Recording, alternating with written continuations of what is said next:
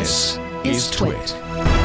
We have a report that the FBI now is tracking our faces, and the ACLU is understandably a little concerned. And so really, this is looking at the overall process of the FBI and probably many other. I mean, they're focused on the FBI right now, but it is really looking at, where does this end? Where is it going? What are they using it for us now? Most of this has not been very transparent. So I guess the question for you is, how do we weigh liberty versus security? I think the challenge here is, do we trust our institutions? So at the end of the day, we have to believe that these secret services have our best interests at heart. And we have historically entrusted, and in the UK we have the same problem with GCHQ and the government doing the same thing. There's so many cameras in London and in the high streets, it's just like they're just ubiquitous everywhere. And the question is, if we give the government the ability to draw all that data together like Facebook does, the thing that Facebook does wrong, or the thing that Facebook does that is creepy and non-intuitive, is it because it has so much data, it can find things that nobody else can. It's got so much power because of that. If we allow governments to do this, the potential for misuse, or the ability of governments or whoever's currently in politics to use this to say, if I look at these faces, I can say that that person is in that place and therefore they belong to this voter group, so I can target them, or I can set up a gerrymander on the basis of it. The question here isn't whether the FBI is tracking our faces. The question is, do we trust our institutions? And I think the fact that we don't trust them indicates that society doesn't trust our secret services to work in our best interests. So it's not whether they're tracking our faces or our emails or capturing all the data on the transatlantic cables. It doesn't really matter what the actual process is. The issue here is, do we trust our governments to work in our best interest? Yeah, and I think that the hard part is that you're weighing the process of, as someone who works all over the world, the comfort that we live in here is unique. In some Western countries and so on and so forth, but generally Western countries that have a lot of intelligence.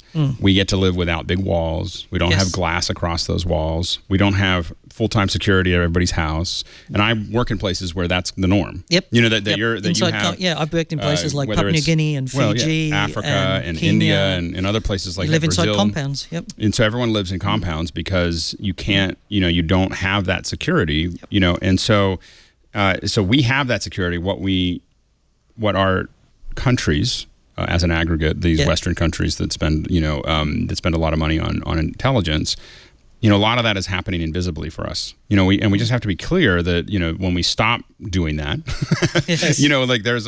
there's a cost on the other end of security. We're that metadata collection, and I'm not saying I get very concerned. I'm very concerned about giving up security, for instance, on a phone.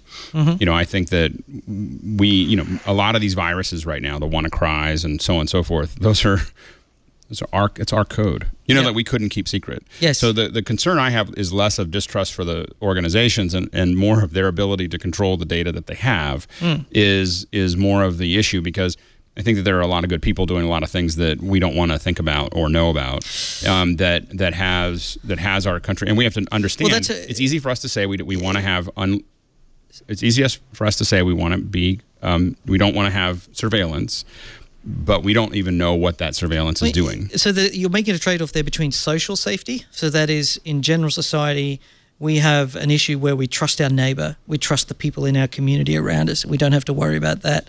But in the countries that you and I have been to, you far more with me, those social trusts or those social boundaries are different, and therefore you have to enact physical defenses. So that's different from government. I don't think you can draw a line between high-level secret services tracking the entire population to what's happening socially in a small group of people. But I do agree that there's no trust in certain countries, and that's what you end up with. If you don't trust the society that you live in, if you don't trust each other, you end up with compounds living behind walls with security guards and that sort of stuff. Justine, are you concerned about face tracking in public? I mean, I feel like the least of my concerns at this point. I mean, there's just, I feel like the whole privacy issue, like anytime you post anything online, and especially the amount of content that I have posted, I'm voluntarily giving this information out. And I think, as I've been doing this longer and longer, I've been posting less and less. But just the whole deep fakes thing, there's enough photos and audio clips of me that anyone can make me say or do whatever I want. So that for me is kind of concerning. I think the FBI obviously they have way more power than I think that we would ever imagine. And I think if anybody wants to do something, like, they're going to figure out a way to do it no matter what. Whether you're in the FBI, whether you work for a phone company and you're able to access someone's records and then take their phone number and then be able to change all of their passwords. So there are so many things that I think that a lot of people don't even realize that they're giving up on a daily basis. From going into the grocery stores to shopping, all of those cameras, everyone is tracking you somehow. And what's interesting with a lot of the stores now is they are tracking you as a person, your age, race, gender, your shopping habits, where you go in the supermarket, what you end up purchasing. And no one ever thinks twice about that. And is there a way that, we can say that we don't want to do that? I mean, how do you opt out of something like that? Well, I have to admit that I used to be very, there was one time in Colorado that they rolled out taking your thumbprint when you got your driver's license. And I was so angry about that I actually burned my thumbprints off before I went in to flatten them. And I was like, I'm not giving them my thumbprint. And I bought everything in cash. And I was very, if I had a tinfoil hat, I would have worn it. I was like, they're not going to get any of my information. And after doing as much work as I have in a variety of different locations, I just gave up. Like, I'm just like, the key is just to live a boring life and not do anything weird. Because it's just, there's all this tracking, that happens, and it's so. It's so. What I'll say is, I guess, I am concerned about, and I'm mostly concerned because we're seeing where that can really go wrong in China, in my opinion, where they're using it as the social credit and they're paying attention to an enormous amount of things about people and actually controlling their lives with it. And so I think that we get into the situation where we can say, it's easy for us to say that, our government would never do that, but do we know? The flip side of that is to a lesser or greater extent, we actually have it here. It's called a credit score. And you're actually, in the Western world, your credit score defines what you can and can't do. You're restricted as to how much you can buy, what sort of car loan you can get, that type of stuff. So there is aspects of that in our life. It's just different. So sometimes try not to... And rudimentary. Yeah. It's very rudimentary compared to... it's also what they say. The story that we hear through the media is very much... I just want to be concerned here that the reality on the ground, that the day-to-day of what the Chinese government's doing for monitoring is about the same as what a credit score is in this country. So it's not quite... More aggressive, I think. But the point I will go back to is everything that you've said is, at the end of the day, you have to have trust in your institutions. And this is where Google and Facebook and Amazon are making a mistake, is we are losing our ability to trust them to act in the best interest of us as people. When they go sharing that data, when they go giving away that information or being creepily stalking us around the place, what they're actually doing is creating a breach of trust between you and I and breaching the trust contract that we have. We have to be able to trust them.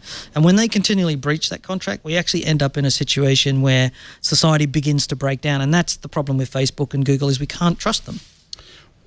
Well, I think going into that, knowing that you can't trust them, also sets a precedent as well. So it's like, maybe I won't share as much information, but at some point, you just kind of realize that this is what it is. And I think that's my point is, but the answer is, if you go into the situation not trusting him, it's like when you go to buy a used car from a guy on the corner of the road, and he's going, "Oh, mate, runs brilliant. You definitely want to get in this. Its engine's great. Just got the tires, but your hackles are up, and you know that this guy's probably going to try and foist a lemon onto you, and you're in a situation where it's a hostile business transaction. But when you go to the supermarket to buy milk for your children, you've got to be able to trust that the milk is clean and safe, that it's been through the cold chain all the way through, so that milk that comes out is healthy and fit to eat. There's a completely different level of trust about it. Does that person buying that milk know that they're being tracked now that they've bought the milk? Now that person has now facial recognition, that now they know that they bought that milk, that they also bought the specific type of Cheerios. So now they're going to be starting to get Facebook ads for that specific type of thing. And I don't care what anybody says. Like, there is 100%, someone is listening somewhere, because I will talk about something, me and a bunch of my friends, and I will get an ad for that thing, and it is the most obscure things. We will even test this out and start talking about the most insane things that you will think, and the next day there's an ad for something related to that. And Instagram. That is just Instagram. crazy. We tracked it down on my wife's phone. It was Instagram. As long as she's running Instagram or it's running in the background, that's how they find it. it's fascinating, but also terrifying at the same time. But the point is that comes back. If you beyond secret that, services, whether it's GCHQ or MI5 or MI6 in the UK or any of the Five Eyes countries, we have to. My problem is that I need to trust them. I can't stop them from collecting secret information and building up databases. In fact, I want them to for terrorists. The question is, do you trust them or not? And that's the problem. And again, I think my problem is less about do I trust them to gather the information and to even use it in our best interest. My concern is their ability to control it. Yeah. And because they can't, we can argue that and for me, the fundamental trust that is broken there, as my kids would refer to, the circle of trust, that is broken there is that we lost what we could consider some of the most important between Snowden and the information that was lost, that a lot of our worms and so on and so forth getting lost. That's some of the most important information that agency has, and they lost it. They can't even control that data, and our data doesn't matter to them nearly as much as that data. So when you have important data that you can't keep control of, it seems what worries me is that the second part of what Snowden showed is the abuse of that data, right? Exactly. That data is out there, and you have individuals who are unaccountable that are just wandering around and looking at people, in the same way that and the problem is that I think it's less about the agencies for me.